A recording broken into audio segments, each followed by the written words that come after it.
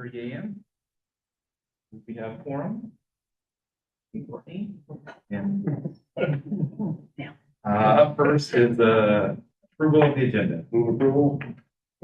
Moved and second, any discussion on the agenda? Hearing none, all those in favor, please say aye. Aye. Opposed, same sign. Agenda is approved. Up next, we have approval of the August meeting minutes. Move approval. Second. Moved and seconded, any discussion on the minutes? Hearing none, all those in favor, please say aye. Aye. Opposed, same sign. Minutes are approved. Moving on to our consent agenda. What's that? Yeah, it's new. Cool. Look for a motion for the approval of the consent. Move approval. Second. Moved and seconded. Is there any discussion or questions on the consent agenda? Hearing none, all those in favor, please say aye. Aye. Opposed, same sign.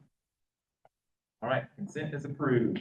Moving on to report and vote, we have our governance assessment. Turn over to Dylan and Cass. I don't have a lot to say aside from we've been working on this for a while. Last month, Cass presented and we had the governance report. I think we had a snafu with meaning to get you that report ahead of time and it didn't come out as soon as we wanted. So we wanted to have another month to review it, generate some thoughts and questions and come back now. So Cass is here with a lot of the same information, I think, for discussion going into this time. Well, again, a few key things to share. Where we left things off in our governance assessment was to give an opportunity to the executive committee and the policy committee to really think through the recommendations and formulate some action items, next steps for us to really bring that report to an end. So we have designed the themes, recognizing the themes through the research and identifying some opportunities to support strengthening governance along with positioning the policy committee for success as you move into strategic planning. And there were some key items for consideration around strengthening the work of the executive committee as it supports the work of the policy committee, along with member engagement, and then thinking about mission and vision and some other items. And I know Mayor Holm had some thoughts to share as well. So. Thank you. Yeah, and by all means, we're here to discuss. So these are just my thoughts and observations. I really want to emphasize that, this is an environment where everyone has an equal voice and the respect is to be, be honored to everyone. We may not always agree, but we can disagree with respect and we don't necessarily have to have 100% of the vote. We can have a consensus vote. That's the way we move forward. Once that vote is over, we just have to move forward as we do with the council and everything will be in life. But I do want to emphasize that participation is very important to this and to the policy, and we'll be having the same conversation. With that participation, we have to seriously start to consider our attendance via Zoom, whether or not we will continue allowing that Zoom option, because in person is much better than being able to participate. No disrespect for people online. I thoroughly appreciate those who are online because we added to our quorum number today. But we do need to be able to govern and be able to have these conversations in person and to actively participate. Again, respect. I think we're on a path, we're on a path now from where we were at, historically, that we agree and disagree with respect to each other without raising our voices or taking things too harshly. Reading the materials before, for those of you who are members, we always lecture our council members, and we got the lecture if we were council members before, but show up prepared. If you have questions for staff before, submit those before, so staff will have those responses for you. And we're not here to call anybody out or try to embarrass people. But if something comes up late, perfectly understandable. Staff has demonstrated excellent responses to questions. And I'll use an example in Ankeny when they presented. We had several questions and Dylan followed up with an email. And I think they'll do that with every city. Nothing we think of. And then, of course, we discussed a little bit last time the expectations of serving on a committee. If we want to get a stronger region, committee participation by those who don't necessarily always participate, big and small, we need all the help we can. I know divergent points of view to come up with the best product. Again, we're talking about a system here, and I think our culture is focused on on, sorry, we focused on a system, and really what we need to do is not focus on the metro, how the MPO can bring all of our cities together and start looking completely at cultural change there we highlighted last week. Other thoughts? This is your guys' opportunity to talk about the governance and how we're going to move forward and how we will eventually move into goal setting, mission, and vision. You guys had a little bit of time to reflect upon it. So you got something to add? Here's your chance. I was glad to see that a recommendation to revisit the mission and goals was in there. I know we had a short session more recently, but it's been a while since we really took a broader look. And a lot of people that are on this committee were not there in 2017 or whatever the last time was that was really revamped. I think it's important as we talk about governance to understand what we're governing and to make sure that everybody has buy-in and ownership of it. So I'm glad to see that was part of it. Yeah, along that, it's important for us to recognize that the MPO is made up of big and small cities. Cities who have a lot of staff and cities that have virtually no staff. So we need to be an MPO for all, not an MPO just for large cities. So there were a few examples of that Cass brought forward where they had different models, different focus staff that focus on different things. We need to keep that in mind, and I think mission and vision will bring that in. Your votes, and I didn't know if you kind of raised your hand. No, I was just gonna say, I think it's good because I think like Courtney brought out, everybody changes. And sometimes we assume because you've maybe been on, but as people change in roles or council change or whatever, that we have a really good onboarding effort.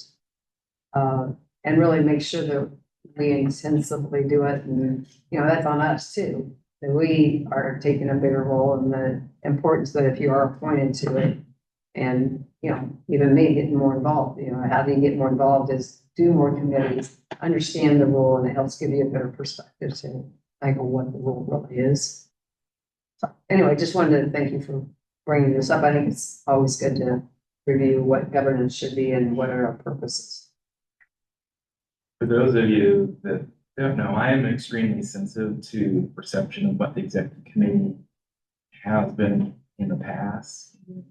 I see this more as I come from Metro Waste Authority and other things where it was just more or less we didn't vote on things. And here we're making recommendations. And I think from the outside looking in, before I was on the MPO, it was this perception that it's not what we're here to do. We're here just to try to help funnel things down and at policy board meetings, try to encourage conversation and discussion on items so that those who aren't on executive, who aren't in the details, have a better understanding what they're voting on. The executive in here is to vote, policies to approve. We are leading the metro, and we have rotations in and out, looking at how we can better represent. We're trying to change up the consent. My personal goal is to try to keep these meetings to an hour or less. So we get our work done and move on. That's part of being prepared for the meetings, coming in, asking questions, getting the work done, getting out, letting staff get back and do what they do, and us back to our daily adventures too. So, other thoughts?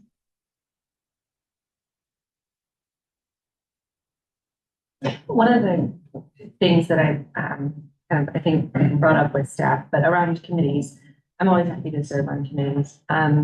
I think it can be challenging if membership turns over on a regular basis on a committee. You don't have the kind of the structural knowledge that maintains throughout.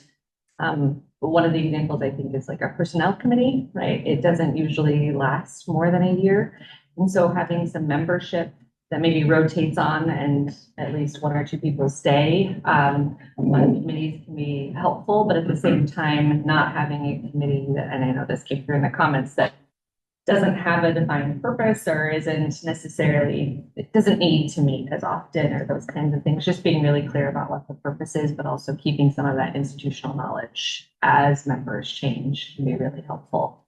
Dylan's working on committee matrix and stuff of that nature because we do have some long-standing committees, and I think it's important for our committees to have policy board members on the committees. Will be a bulk of policy board members and staff and automation. But we need to make sure that those people who are in the committee are actually somewhat bound with the MPO. We have our experts in fields, and we'll continue to refine the committee work.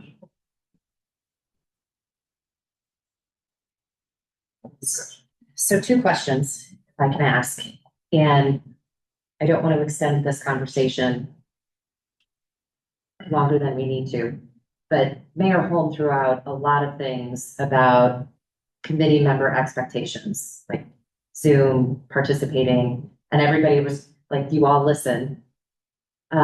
So as we think about next steps and putting this report into action, is putting together a proposal, policy member expectations, something the executive committee would like to take on, and having that discussion and outlining some of those things. So there's common understanding and consensus, saying it out loud, what we expect from each other. I think it needs to be all committees. Yeah. Some committees. And it could be some of the subcommittees might not have the requirement of being in the policy, like on the Zoom, you might because they're defined. I mean, it lasts 10 minutes. And so I'm just saying, I think we have to be realistic that on some of the committee, there might be a different structure of expectation of being, if you're talking Zoom versus in person. Right. So I think that there should be a clear expectation of what the time might be commitment. Personnel might meet once, whatever. So just to have things laid out so that people understand what they're signing up for or being appointed to. And just knowing the expectation Right. should be written. Time commitment. Time, I think that would be a large portion for a lot of people. Because it could be that like on personnel, you need help. So is it that during this time frame? It's not like every month. It's not. So it just so people can have an idea. It really clearly defined what. I might be an outlier. I agree with everything that's been said. I would hesitate to ever reduce Zoom options. I think just in general, people travel, people Yeah, have other I don't think- commitments, and if they can hop on for a portion of the time and have an input into the discussion, even though they're running between other things, I think that could still be valuable and a way to participate. I fully recognize that we're not all in person and together and discussing as often as everybody would like. And so if there needs to be some sort of, expectation that you're in person as much as possible, I'm fine with that. I think in general, I do a lot of my Well, you travel a lot, so I remote think, teams all right. over the country. I think that that's part of the realism that you stress priority would be, we prefer you here, but if you have travel obligations or work obligations, I don't think anybody's, you have to be realistic. I think But it shouldn't be the norm. maybe what we would do is similar to other ones, we wouldn't offer Zoom unless the membership asks for the link. That way we're aware of who is going to be participating via Zoom. Of course, the public is always going to be, but it just, to say, for example, I wouldn't be able, bad example, say Bob wasn't going to be able to attend. And we didn't offer the Zoom, he just emailed Tracy and said, hey, I need a Zoom. Can you get it? We would know he's participating via Zoom. And I know we have a fairly decent understanding right now.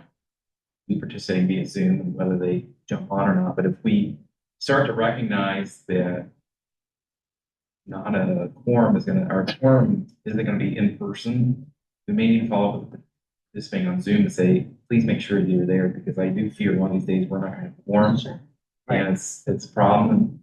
It's growing. That's growing. I'll use Yankee as an example. Council members participating via Zoom. I'm really fearful one day that we're not going to have quorum and we're not going to approve stuff. So just tightening up the ship a bit. But I think I don't disagree not offering the Zoom link, but we just need to move away from it, emphasize in person. We can also just put the onus on to respond, to let us know if they're not going to be able to attend, right? I ask my council members to do that, so make sure I know ahead of time if I'm gonna have a quorum issue, right? Yeah, and then all of a sudden something. And this conversation is a bit premature. I didn't really want to have this, but I'm going to throw it out there. We do track participation. Bylaws do require If you miss so many meetings in a row, you get a letter from the principal. Yep. So we are going to be starting to implement that, but not until after we get through some of this. But we have some very spotty representation, and I think it's important that we let the mayors of the cities, some of which are that, know I was just thinking about that know that their participation is needed, and that we miss their cities being present here, and it's valuable to the region for them to participate. And sometimes maybe that letter from the principal hopefully will correct the problem. They will not be eligible for the STBG. Yeah. Hey, Mayor, Matt McKinney here. Apologies, I can't be there in person. I guess I'm probably a good person to talk about this. I'm on the road today and wish I could be there in person. I think, part of the struggle for some folks is, having these meetings at 11:30 on a weekday, kind of right in the middle of a lot of work obligations. So, I do my best to be there in person and regularly there in person, but I do think, stress, I guess, some of the comments by others that got to have an option for remote. Up in northern Iowa right now, and would love to be there, but at least we're able to participate. Number one. Number two, I think I like your idea on accountability. I think having some attendance records or something that could be shared back to the individual cities, I mean, builds in some accountability and hopefully responsibility to show up more in the future. So I think I'll just echo, I guess, what I'm hearing a lot of folks say in support for keeping at least an option available so we can meet our quorum requirements. Matt, we value your input and your participation today, and I would say you're one of the more active Zoom members we have, so Absolutely. it is valuable, and I appreciate you speaking. Matt, I agree too, but, obviously you're there, when you can on Zoom, and I know that absolutely during the session too, obviously, you can't just run to the Capitol and come down here, so. I think, I agree with everything that's said. I think we need to have the option, but also emphasize that it's used only when it's not convenient to be. Not only that, I think we need to remind cities that we do have a primary and alternate, and if the alternate is available, the alternate should attend. If we have a person that's consistent, not attending infrequently. It does, yeah, and I was going to mention that too, for executive committee, there's no alternate, so that's a different story, but for the policy committee, we've got a lot of habitual We got absentees, and they're not sending either one, so I think reminding them of that, or reappoint a different alternates, or that's also acceptable. Hey there, Doug Elrod here. Also want to emphasize what many have said already. One additional point that I guess I'd like to just offer for consideration is that I think that as we move forward, we also need to ask ourselves periodically, is the technology that we're using to facilitate the remote attendance, is that conducive to the conversation? Are we getting what we need out of it? And I think maybe just a point of regular check points on that, maybe once a year or something like that. We should ask that question and see what see what the responses are to make sure that we're always using the cutting edge. Doug, are you able to pick up the sound fairly decently, or do you know any kind of difficulties being online?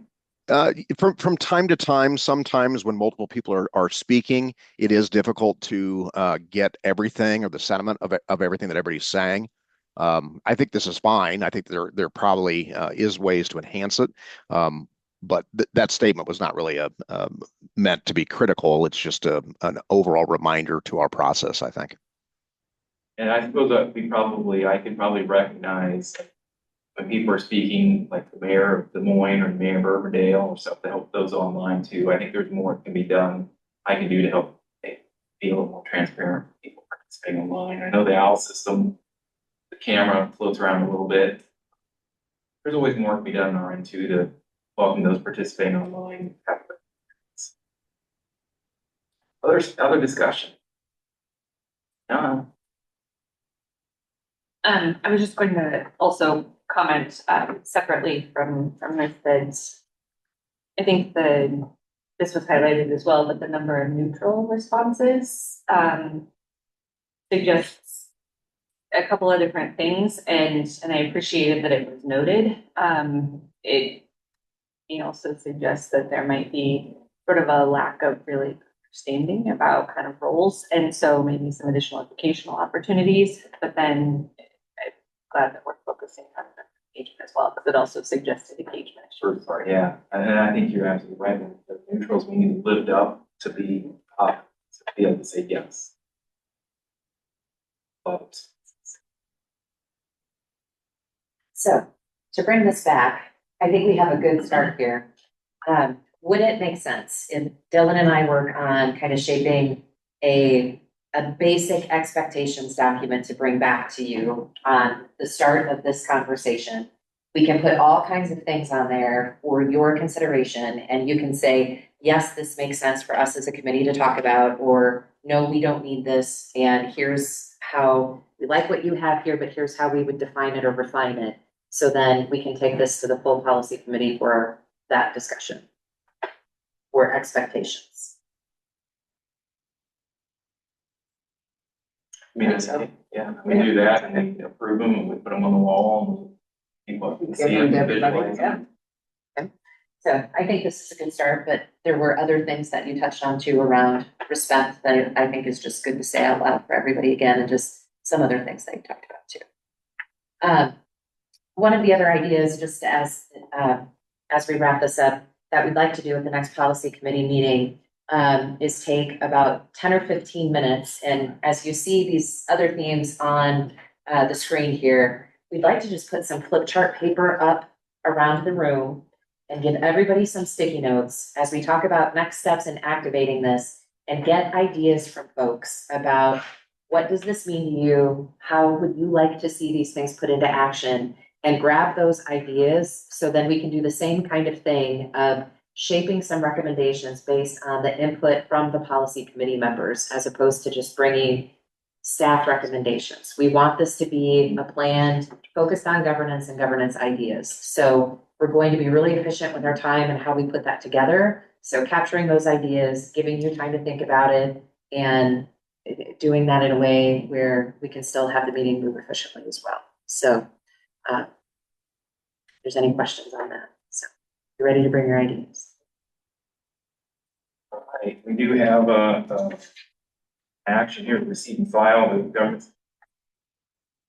Motion. Second. Moved and seconded. Any further discussion on this? Hearing none, all in favor, please say aye. Aye. Opposed, same Aye. sign. Motion passed. All right, moving on. We have an important vote on the receipt and file of the human capital plan. What?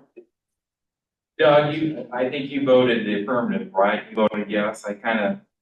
Yes, I did. I couldn't get myself off mute in time. Yeah, thanks for clarifying. Probably with technology. As he said. We have our report and vote on the human capital plan. We'll turn back over to Bill and Casket. Okay. Well, a very big update on the human capital plan here today, and really bringing to you the findings, some of the updated job descriptions, and the proposed salary schedule to go in effect in October. So we have been working very closely with the personnel committee to navigate this process, not reviewing the entire process of the human capital plan, but focusing on the work that we've done with the personnel committee. We've had 2 meetings with the team, and we picked up from the policy committee to really dig into all of the work done to date, all of the research that we had shared with the policy committee. The personnel committee went in another layer to understand where all of the data came from, not only from the wage comparisons, but also from all of the peer groups that we had worked with to collect data, to really validate that we were working with the right sources, and then understand the pivots that we needed to do because of the early themes that came from our research. So what we are bringing to the executive committee today are the recommendations from the personnel committee, specifically around the updates we've made to the job descriptions, the salary schedule, the role corrections, and then the proposed org charts. And then just as a reminder, we've got the members of the personnel committee noted there. So Mike, I think you're carrying the water today. So I'll just give this to you. Yeah. Any question, please. So just as a reminder, so what the early themes that we recognize is that There were just a couple of roles where the job descriptions were a bit out of line with the actual roles, and that really threw the wage range out of sync with the duties, and the titles were a bit out of sync with the duties. We noticed that there were several layers of the planner position role in the existing org chart, and that really made it difficult to have competitive wage ranges because the planner role was so delineated, it really compressed the wage ranges. So you can see we've got them noted there for you. And then the third piece was thinking about just how leadership within the organization was structured. We were missing kind of that other piece of leadership within the organization, giving the executive director the ability and having the capacity to really focus on relationship building and governance, and having kind of the right and left hand. In a lot of the other organizations, they had a different way of leading finance and then leading operations. So we really leaned in to take a look at how leadership in the organization could be structured today and then into the future.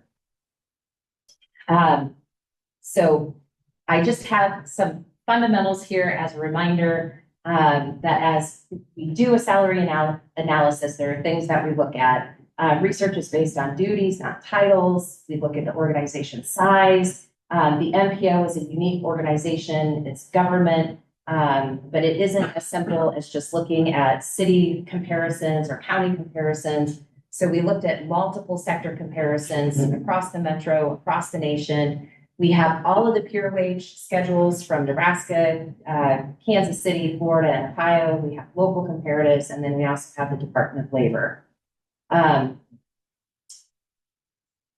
Sharing this here as I'm giving you some components, but this will all be folded into one master document that will present at the policy committee. So, okay. This is hard to see on the screen. Can everybody see this? Okay, close enough. So what we are proposing, and I know that you had access to all of the job descriptions and such in your packet. We did not print all of those for you today. Is an alignment of the titles. You can see here in the new proposed org chart for this fall, administrative specialist, accounting specialist, and then planning and public affairs manager, with the planning team reporting to the planning and public affairs manager, which is Gunner's role, if that's easier to look at, folks. This allows Dylan to have a right hand for operations and then, or for the planning team, and then he will work to manage the operations team.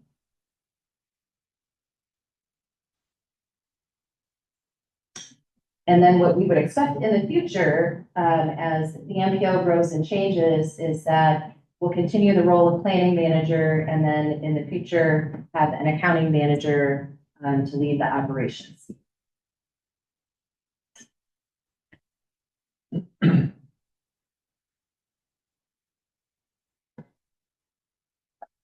Any questions on the org chart? This might be small, but why is the expectation in the future to have an accounting manager as opposed to some sort of operational manager? Or is the expectation that the accounting need will grow significantly? There will be two people, accounting manager and an accounting assistant.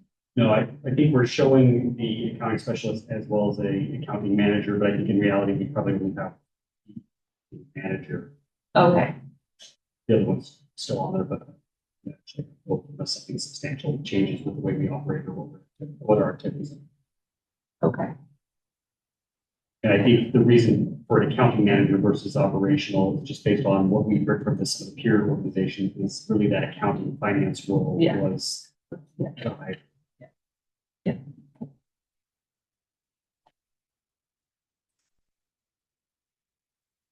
I'll keep going, but I'm happy to go back if there's any clarification that's needed. So proposed salary schedule here. What is on the left side of the screen is the existing schedule. And then on the right side of the screen, we have the proposed schedule. So you can see we've taken out a lot of the extra planning positions. and 1, 2, and 3 are gone, which I just want to note these positions weren't ever, there was never a person in these roles. And then we consolidated principal planner and senior planner together. And then communications and strategy manager and planning manager were consolidated together.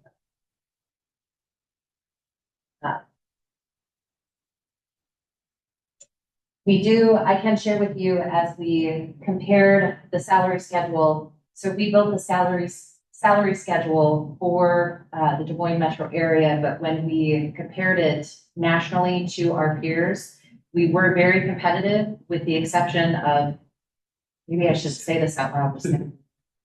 There's only one market that we weren't competitive with. And they're just a different market. So.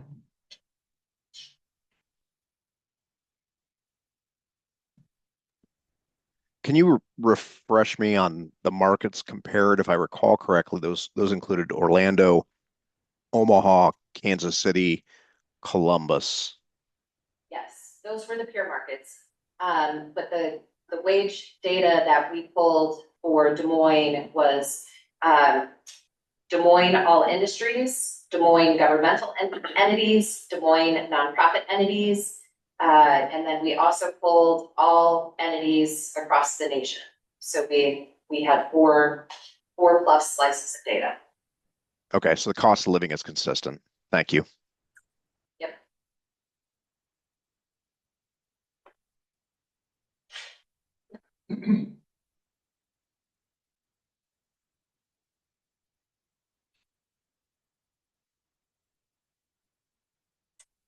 So what we're asking for today is to approve the recommendation of the Personnel Committee with regard to job descriptions, salary schedule, role corrections, work charts, and forward to the Policy Committee for consideration. Mike, any comments from the Personnel Committee? Didn't cover, I mean, I hate to say the word, I hate the phrase trimming the fat. It's awful. But I'm going to use it because, you know, just looking at the salary schedule, starting there, you know, if the planners, you have an abundance of them and the fact that they were never filled, that's, you know, one thing we've looked at. And then I think focusing on for the future of the organization, what we want to see, what the recommendation is, I think, correct me if I'm wrong, this wasn't my focus or stress, but perhaps the importance of a CPA in the organization, accounting manager. And then, you know, the duties of public affairs were important. But I think that the greater importance was someone who could oversee the other planners. Yeah, if I could comment too, that was something that the Personnel Committee looked at in that future one. So currently it's planning and public affairs manager. In the future, it's just planning manager. And the reason for that was Personnel Committee discussed, do you want to have both planning and that public affairs communications background to ascend to that position? And as Mayor just said, that's not necessarily the case. That's where we are now. That's what fits Gunner now, his capabilities. But long term, when all of us are gone, we really just need a planning manager. So we want to put that as another obstacle. That'd just be a hard person to find with both those talents. So that explains why it's in one way and one. So you need approval one? Any other part, any other time? If not, I'll approve. Been moved for a second. And second, any further discussion on this? Hearing none, all those in favor, please say aye. Aye. Aye. All those opposed, same sign. Motion carries. For everyone. Up next, we have a report and vote on the Transportation Capital Improvement Plan, Class D, so. Thank you. Over summer, MPO staff prepared the Transportation Capital Improvement Program, or TCIP. The TCIP is a regional document. Transportation projects of each MPO members are CIPs. So this regional document helps us coordinate planning and funding, and looking at it looks at priority transportation projects and that's being constructed, as well as any areas that might need future transportation needs. And it's also an opportunity for us to engage members of the public by displaying all the different transportation projects and to receive any public comments or feedback about those items. And so at the August technical committee meeting, MPO staff presented the PCIP and received some comments. And so we incorporated those comments in this current PCIP. So this chart categorizes the different TCIP projects into different categories, buckets. And most PCIP transportation projects are at the roads and walking. And then the other categories are what we serve. In terms of funding sources for the different transportation projects around the metro, the mostly used funding mechanism was the general obligation law, the GOB. The second was TIF, taxing and financing. The third was federal and state funds. And then the next most popular one was other sources. Other sources include sewer funds, water funds, and this chart shows transportation funding by year. So we have kind of core funding towards present and then papers on this table highlights the different transportation funding by each MPO member jurisdiction. So in total, the region is spending around 1,200 something million in terms of the transportation projects. City of Des Moines, Urbandale, and Moines are kind of the jurisdictions of the largest percentage of this transportation spend. So for next steps, we'll bring this TCIP report to policy next month. MPO staff recommends to vote to receive and file this TCIP report, and we'll be happy to take it. Any questions? Pearsons, thank you. We need a motion to receive and file. Second. Moved and seconded. Any further discussion on this? If none, all those in favor, please say aye. Aye. Aye. All those opposed, same sign. Motion carries. Thank you, Zeke. Up next, we have a report on the long-range transportation plan draft chapters, and Zach, you join us online. Yes, thank you. Just wanted to give you an update on where we're at with the draft chapters for Mobilizing Tomorrow. Staff is in the process of finalizing those chapters. We have developed a page on our website to post all the draft content to for comment. That page has been developed, and this week we're slowly updating it with the draft content as it becomes available. Right now, I believe we have 5 or 6 different draft chapters and appendices up there. Our plan is to get all of those chapters published to the website by the end of this week, and at that point, we will then be able to open up a public comment period. I believe on the next slide here, I've got just some kind of reminders of what we have done with this update to the Mobilizing Tomorrow. If you recall, we kind of approached it this time as more of a minimal update to the existing document. We were really pretty comfortable with where the existing document was at and just need to make some small changes. So just as a reminder, those were predominantly some reformatting and design layout changes, just kind of changing the overall look of the document a little bit. We also cleaned up some language, tried to make it more concise where we could. And then there was content reorganization. So there are several things that we've changed as far as how just the general content layout is. We organized chapters by mode in this update as opposed to how it was in the previous plan. As far as measures and targets go, we also included those by the mode. So in the last plan, we just had one chapter that covered measures and targets. This year, or in this update, we have broken those out by those mode chapters. Additionally, we had some content that was in the appendix in the last update. We had a state of the system, basically existing conditions of our roads and bridges and bicycle networks that was included in the appendix in the last plan. We have shifted that up into those mode chapters so that each of those mode chapters starts out with a discussion on the existing conditions of the roads and bridges for the roads and bridges chapter, for example. In addition to that, we just went through the document and we updated all the data that we needed to with new data. So the growth scenario, fiscal analysis, and the performance measures, we all went back over and updated with new data. So that kind of gives you a brief overview of the kind of changes that we've made in this update. As far as the schedule goes moving forward, as I mentioned, we're posting draft chapters this week.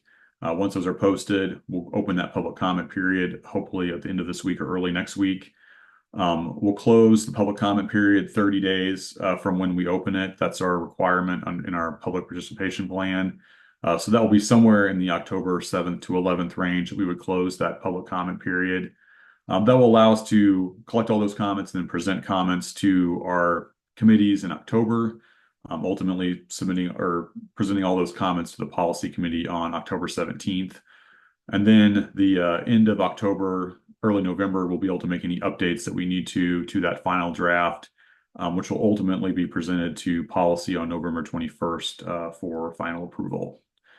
So that's the brief update on where the chapters are at. As I mentioned, we're posting them all that content onto the website. We'll release that out as soon as it's all on there. But just wanted to give you that update of where we're at with that and the schedule moving forward. Happy to take any questions you might have. Yeah, real quick. November 21st, that is the date we have to adopt our plan. We have to adopt it once every 5 years. So that's 5 years from the last time. If we go beyond that, we start to get into some issues with federal highway and federal transit. So it's imperative that we do adopt it by then. So please review it. Make sure you have questions to us. Speaking of participation earlier, we'll have this back on the agendas in October, September, October. So hopefully giving you some time, but we need to do something by that. Let's have a forum. We'll have a special meeting. Right. All right, any questions? Thank you. Moving on to our other non-action items, interest of the committee. I just have one real quick, just wanted to give a quick update on the carbon reduction program. We did release those applications back on August 29th. Sent an email out to all your technical representatives letting them know that those applications were available. We are working right now to schedule the presentations in front of the funding subcommittee for mid-October.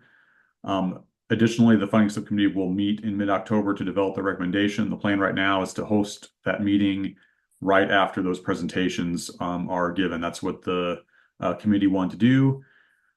That will allow us to present their recommendation to the committees in November for approval. And at that time, we would also be able to amend any projects that were awarded CRP funding into our 25 to 28 TIP.